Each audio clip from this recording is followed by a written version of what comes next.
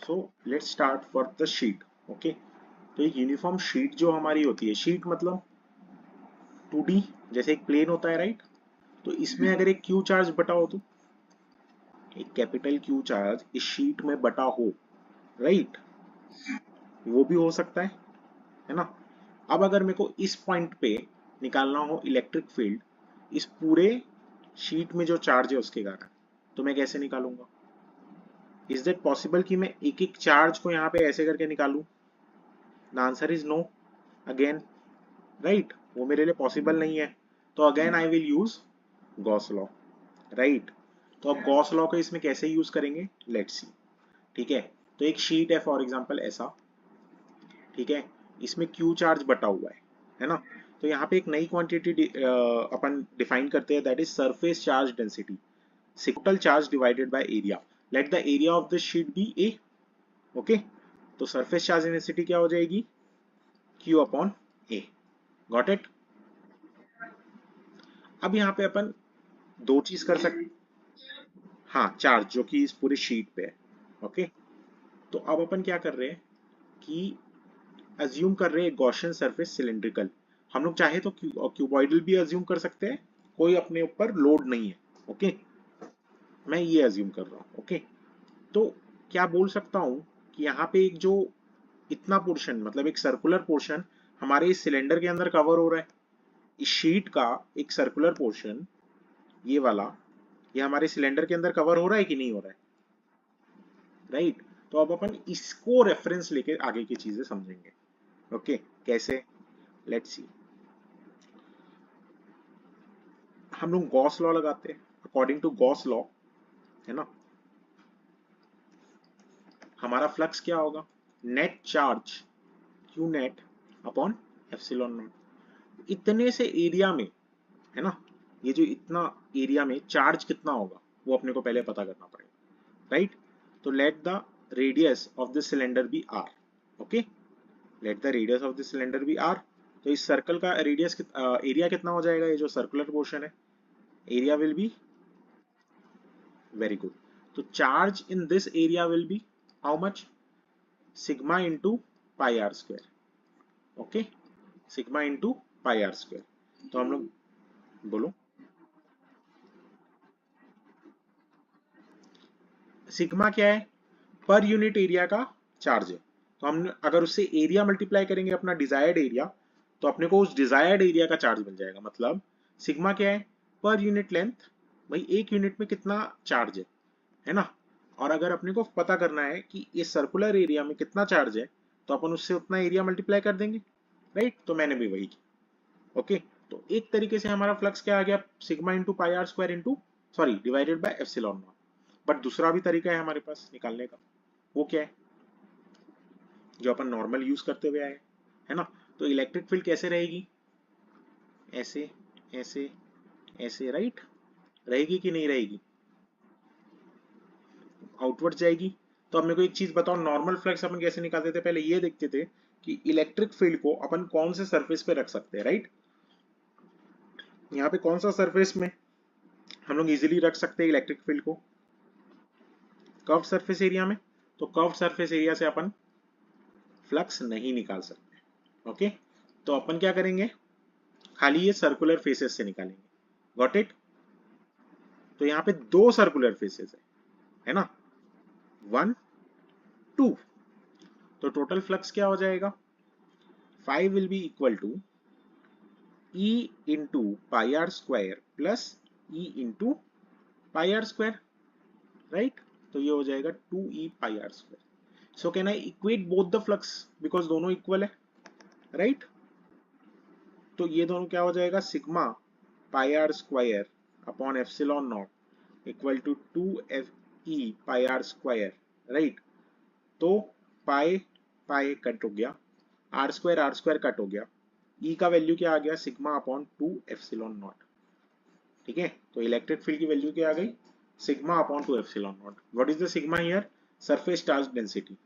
अगर तुम इस फॉर्मूला को ध्यान से देखती हो, तो एक चीज ध्यान से देखो कि जो इलेक्ट्रिक फील्ड है हमारे एक शीट का, वो इसके ऊपर डिपेंडेंट नहीं है कि अपन कितना दूर उसको निकाल रहे हैं। मतलब जैसे ये शीट है पूरी, राइट, तो मैं यहाँ पे निकालू इलेक्ट्रिक फील्ड या यहाँ पे निकालू, दोनों जगह सेम है। समझ रही हो इस चीज को? क्यों? क्योंकि यहाँ पे कोई भी ऐसा एलिमेंट नहीं है जो मेरे को डालना पड़ रहा है जो कि डिस्टेंस से रिलेटेड हो, राइट? जैसे ऊपर वाला जो केस था हमारा, उसमें जैसे जैसे मैं ए की वैल्यू को बढ़ाऊंगा इलेक्ट्रिक फील्ड कम नहीं होते जाएगा। ए क्या है? Distance from the wire. तो यहाँ पे एक एलिमेंट है जो कि डिस्टेंस के लिए है, बट इन शीट वाले केस में क्या डिस्टेंस से रिलेटेड कोई चीज है? The answer is no, right? तो इसको भी नोट कर लो। ओके।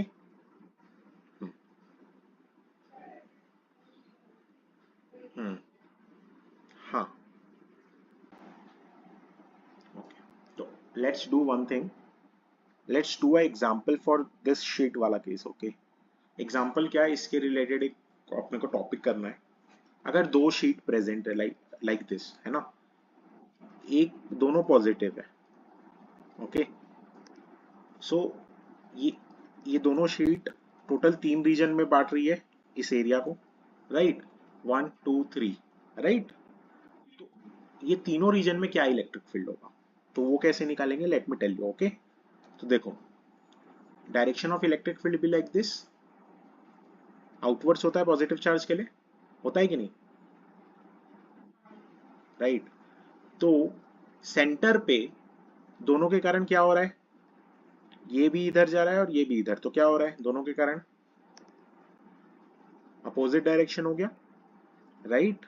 एक के कारण राइट जा रहा है, दूसरे के कारण लेफ्ट आ रहा है इलेक्ट्रिक फील्ड। तो क्या हो रहा है, दिस विल कॉज भैया कि ये दोनों कैंसिल हो जाएंगे, मतलब net electric field would be sigma upon 2 epsilon not minus sigma upon 2 epsilon not. देखो जादू ये चीज है कि दोनों पॉजिटिव शीट है, तब भी उनके बीच में जो नेट इलेक्ट्रिक फील्ड आ रहा है वो कैंसल आउट हो जा रहा है, right? Just because of the direction. Got it? अब एक, अब ध्यान से देखना, इस शीट के कारण इधर तरफ डायरेक्शन ये है, और इस शीट के कारण भी डायरेक्शन क्या आएगा, इधर तरफ यही आएगा। तो दोनों के दोनों क्या हो जाएंगे, ऐड हो जाएंगे। तो ई नेट क्या हो जाएगा, sigma upon 2 epsilon not by sigma upon 2 epsilon naught. तो ये क्या हो गया, sigma upon epsilon not. Is that clear? वैसे ही इधर तरफ भी क्या हो जाएगा, इस शीट के कारण तो इधर तरफ है ही, राइट तरफ, इस शीट की तरफ भी इधर ही जाएगा डायरेक्शन। तो दोनों के कारण क्या हो गया, sigma upon 2 epsilon not plus sigma upon 2 epsilon not, which gives us E net, okay, which is sigma upon epsilon। अभी रुक जाना, don't note it down, let me give you another case. ठीक है, देखो, अगर एक शीट पॉजिटिव हो और दूसरी शीट नेगेटिव हो, अगेन देयर आर 3 रीजन्स, है ना? तो अब क्या होगा, इलेक्ट्रिक फील्ड प्लस वाला इधर भेजेगा दोनों तरफ, नेगेटिव वाला इधर खींचेगा, राइट, अपने तरफ। Agreed? So what we will do is, centre में क्या हो रहा है, सेकंड रीजन में, मतलब दोनों के कारण एक ही डायरेक्शन में जा रहा है, तो दोनों क्या हो जाएंगे, ऐड हो जाएंगे, डिस्पाइट द फैक्ट दोनों के दोनों शीट्स अपोजिट चार्ज के, अपोजिट पोलैरिटी के। Okay, is that clear? तो ये क्या हो जाएगा, sigma upon epsilon not. Fine.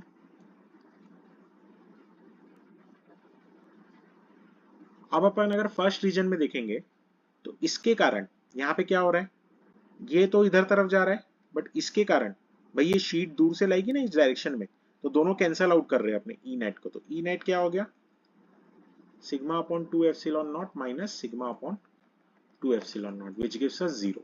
Similarly इस एरिया में क्या हो रहा है, इसके कारण नेगेटिव वाली शीट के कारण इधर जा रहा है, और पॉजिटिव वाली शीट के कारण इधर आएगा, ये एरो यहां तक आएगा ऐसे, right? So this will give us sigma upon 2 epsilon not minus sigma upon 2 epsilon naught due to both the sheets। तो E net will be 0। आ रहा है समझ में क्या किया हमने?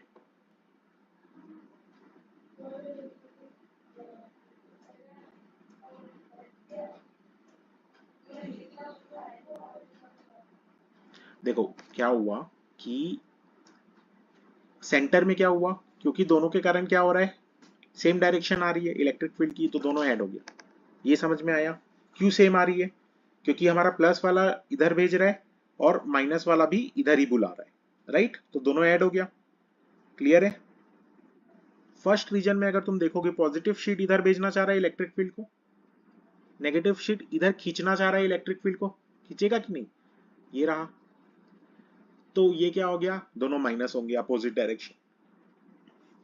इधर तरफ थर्ड रीजन में क्या होगा, नेगेटिव शीट इधर खींच रहा है कि नहीं खींच रहा है, अपने तरफ खींच रहा है ना, और पॉजिटिव शीट इधर भेज रहा है अपने को इलेक्ट्रिक फील्ड को, राइट? तो दोनों फिर से कैंसिल हो गए, इधर कैंसिल हो गया, इधर कैंसिल हो गया, इधर ऐड हो गया, है ना? तो इसलिए सेंटर पे अपना electric field sigma upon epsilon not आया, और आउटर रीजन्स में क्या आया, 0 और 0। क्लियर?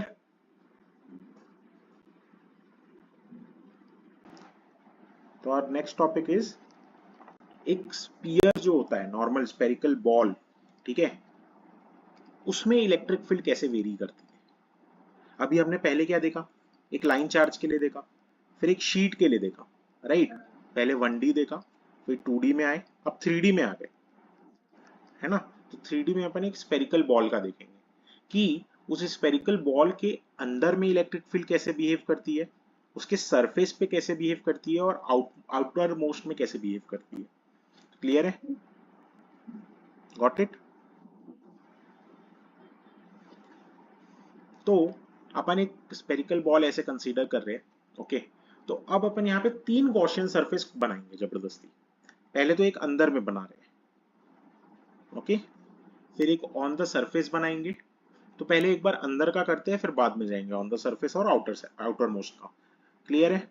तो यहाँ पे एक नया टर्म इंट्रोड्यूस करते हैं, volume charge density. Volume charge density it is represented by rho, ठीक है? उसका मतलब क्या होता है, क्यू अपॉन वॉल्यूम, ठीक है? जैसे एक स्पीयर है ये, इस पूरे स्पीयर में अगर मैं क्यू चार्ज को यूनिफॉर्मली डिस्ट्रीब्यूट कर दूं, है ना, तो per unit charge, per unit volume में मेरे को कितना चार्ज मिलेगा, that is known as volumetric charge, volume charge density, right? Got it? समझ में आ रहा है ना, नहीं आ रहा है? अरे सिंपल है, जैसे अभी तक मैं जो करते हुए आया हूँ, लीनियर चार्ज डेंसिटी लैम्डा थी, क्यू अपॉन एल। क्या था वो, कि मैंने, अच्छा एक सिंपल सी बात, मतलब पॉइंट है, जैसे तुम एक अपने अपने स्कूल से अपने घर जाती हो, ठीक है, होम, तो तुम्हारा डिस्टेंस है फॉर एग्जांपल 20 किलोमीटर्स, और तुमको उसको कवर करने में लगते हैं 2 आवर्स, ठीक है? तो अगर मैं डिस्टेंस डिवाइडेड बाय टाइम कर दूं, तो तुमको क्या मिल जाएगा, डिस्टेंस पर यूनिट टाइम मिल जाएगा। So what does it mean, कि भैया तुम 10 किलोमीटर 1 घंटे में चलती हो ना, ये बोल सकता हूं मैं। सिमिलरली जब मैं लीनियर चार्ज डेंसिटी कर रहा था, तो मैंने एक चार्ज पूरे लेंथ को दे दिया, ठीक है? तो अब 1 सेंटीमीटर या 1 मीटर में कितना चार्ज है उसको लैम्डा बोलते हैं, ठीक है? जब मैं सिग्मा किया तो वो क्यू अपॉन एरिया था, मतलब 1 मीटर स्क्वायर/1 सेंटीमीटर स्क्वायर या पर यूनिट एरिया में कितना चार्ज है, that is known as sigma, okay? वैसे ही रो क्या है, कि मैंने एक लमसम चार्ज क्यू दे दिया है पूरे स्पीयर को, लेकिन 1 मीटर क्यूब या /1 सेंटीमीटर क्यूब में कितना चार्ज है, that is known as rho, okay? Clear है? So this is what is known as rho, okay? तो एक स्पीयर का कितना वॉल्यूम होता है,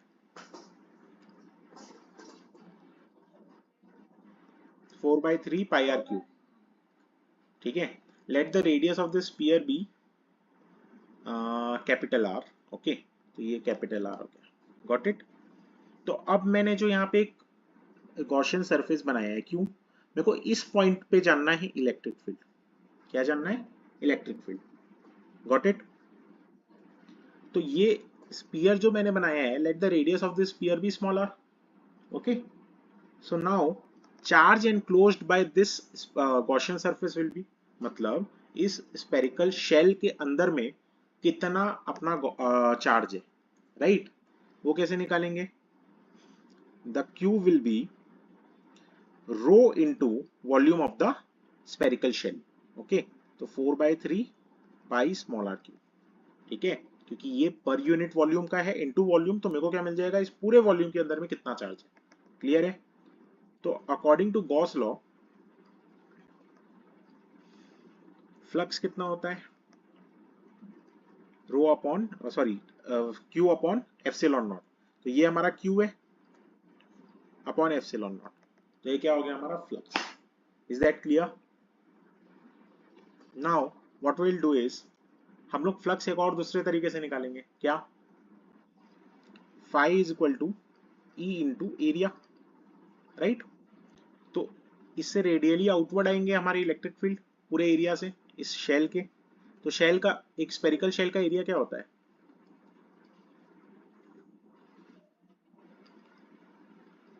4 पाई r स्क्वायर, ठीक है।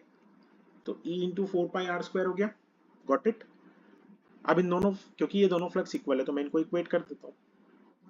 तो ये हो गया E into 4 pi r square is equal to rho into 4/3 pi r cube upon epsilon. 4 pi 4 pi cancels, even r square and r1 cancels, तो यहाँ पे खाली एक ही r बचेगा। तो अब अपना इलेक्ट्रिक फील्ड क्या हो जाएगा? Rho upon 3 epsilon naught r, ठीक है। मजे की बात, अपन एक और चीज कर सकते हैं। क्या?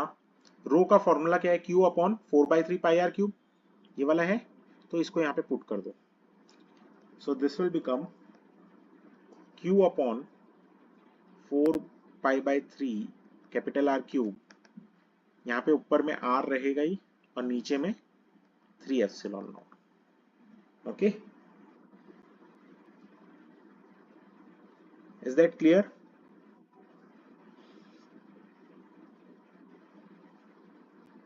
हाँ। So what will happen is कि हमारा ये जो 3 है ये तो ऊपर चले जाएगा, है ना। तो ये हो जाएगा 3, यहां से हटा दो। Okay, now what will happen, this 3 and this 3 will cancel out. Okay, तो नीचे में अपना ओवरऑल क्या बचेगा?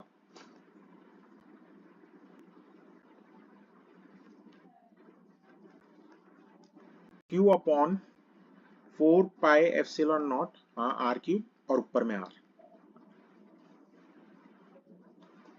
ये आर है ना। ये आर क्यूब नीचे आएगा, 4 पाई नीचे आएगा, एप्सिलॉन नीचे ही रहेगा। 3 ऊपर, ये वाला 3 ऊपर चले गया था और दोनों 3 कट गए थे, राइट। So this happened. तो ये हमारा एक फॉर्मूला बन जाता है electric field inside the spherical ball.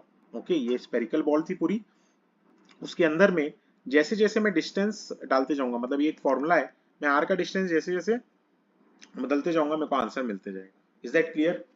देखो इसी में मैं थोड़े मोड़े चेंजेस करूंगा। क्या? अब अपन ऑन द सरफेस निकालना चाह रहे हैं। अभी हम लोग क्या किए, इनसाइड द स्पीयर किए थे, राइट। अब अपने को ऑन द सरफेस करना है। क्लियर है? तो ऑन द सरफेस में अपन ऑन द सरफेस एक तो क्या बना लेंगे, गॉसियन सरफेस। यहाँ पे एक गॉसियन सरफेस, मतलब ये रेड के ऊपर ही ओवरलैप कर रहा है, बस मैं इसे अच्छे से बना नहीं करके थोड़ा अलग हो गया, राइट। तो अब ऑन, अब इस सरफेस के इनसाइड में कितना चार्ज होगा? टोटल पूरा चार्ज क्यू, कैपिटल क्यू कहना इसे, क्योंकि पूरा कैपिटल क्यू इसके इनसाइड ही है। Got it? So I can directly take this as q. Okay, तो now I can directly enter here as capital q. Okay, flux कितना होगा जो अपन नॉर्मल निकालते थे? ई डॉट ए, तो E into 4 pi r square हो जाएगा। Clear है? अच्छा, बाय द वे यहाँ पे तुमको एक चीज पूछना था, अपन एक cos थीटा भी यूज करते थे, यहाँ पे अपन cos थीटा क्यों नहीं लिख रहे हैं? क्यों नहीं लिख रहे हैं? The reason is area vector और इलेक्ट्रिक फील्ड के बीच का जो एंगल है वो दोनों जीरो है। तो cos 0 इज इक्वल टू 1, क्या हो cos 0 क्या हो जाता है? 1 हो जाता है। क्यों इक्वल है? एरिया वेक्टर का क्या होगा डायरेक्शन, ऐसे रेडियली आउटवर्ड्स होगा, है ना। और इलेक्ट्रिक फील्ड का भी डायरेक्शन क्या है? रेडियली आउटवर्ड है, सेम है डायरेक्शन। अगर सेम डायरेक्शन होता है मतलब एंगल क्या होता है? जीरो होता है। इज दैट क्लियर है? Now so what is the case, हमने निकाल लिया दोनों फ्लक्स दोनों तरीके से। अब इन दोनों को इक्वेट कर दे अपन अगेन, है ना। तो इसको अगर अपन इक्वेट करते हैं तो ये हो जाएगा E into 4 pi capital R square is equal to Q by epsilon naught. तो E का फॉर्मूला डायरेक्ट क्या हो गया? Q upon 4 pi epsilon naught R square. ये फॉर्मूला कहीं देखा देखा लग रहा है? Q upon 4 pi epsilon naught R square.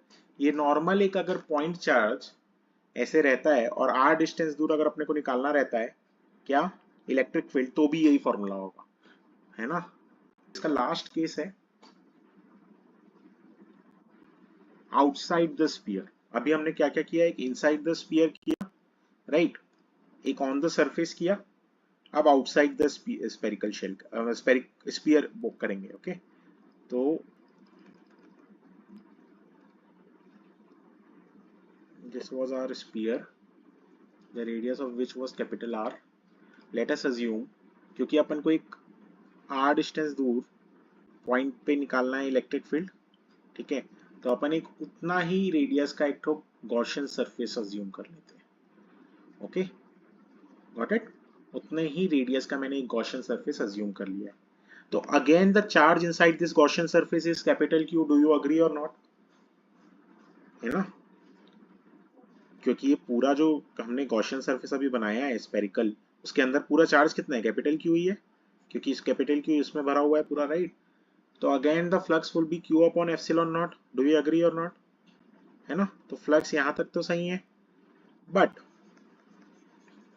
Flux जो हम लोग प्रिमिटिव तरीके से निकालते थे विदाउट यूजिंग गॉसियन लॉ, है ना, डायरेक्ट फॉर्मूला से phi is equal to E A cos theta. अच्छा, क्या होगा इसमें तीनों की वैल्यू, ई का वैल्यू तो ई, एरिया क्या हो जाएगा 4 pi small R square, cos 0 हो जाएगा, राइट। क्यों, क्योंकि गॉसियन सरफेस का जो एरिया वेक्टर है वो भी इस तरफ है और जो हमारा इलेक्ट्रिक फील्ड आएगा वो भी इसी तरफ आएगा, ठीक है। इज दैट क्लियर है ना। तो अब ये क्या हो जाएगा, E into 4 pi r square. okay, so now we can equate both this flux, so we can write it as E into 4 pi r square is equal to Q upon epsilon naught। okay, तो E क्या हो गया, Q upon 4 pi epsilon naught small r square।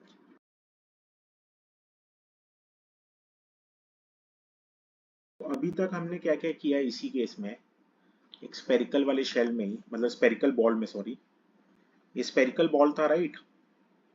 इसके inside में हमने एक case किया, इसके ऑन द सरफेस पे एक केस किया, और इसके आउटसाइड पे एक केस किया। अगर मैं एक ग्राफ बनाता हूं for this case, particular case, कैसा ग्राफ, इलेक्ट्रिक फील्ड का ग्राफ, ठीक है। So this represents electric field and this represents the radius, है ना। ये इसका रेडियस कैपिटल R हो गया यहाँ पे। तो इनसाइड द सरफेस फॉर्मूला क्या आया था, is equal to 1/4 pi epsilon naught r cube Q into R, right. अगर तुम ध्यान से देखती हो ये सारी चीज कांस्टेंट थी, we can say that E is directly proportional to R। मतलब जैसे जैसे हम डिस्टेंस बढ़ाएंगे वैसे वैसे हमारा इलेक्ट्रिक फील्ड भी बढ़ने वाला था। हमारा on the surface electric field कितना आया था, E is equal to Q upon 4 pi epsilon naught R, which means that it is a constant quantity at the surface, right? Q upon 4 pi epsilon naught R. Clear है? But as soon as we went out from the spherical ball, हमारा formula क्या बन गया, E is equal to Q upon 4 pi epsilon naught small r square, where the small r represented the distance of the point from the center of the sphere, right? तो यहाँ पे अगर तुम देखती हो तो ये वाली क्वांटिटी तो पूरी क्या है, कांस्टेंट है। तो I can say that E is inversely proportional to R square. तो ये ऐसे होगा, तो एक ग्राफ बनता है इलेक्ट्रिक फील्ड का for a spherical ball like this. Okay, इसको भी नोट कर लो।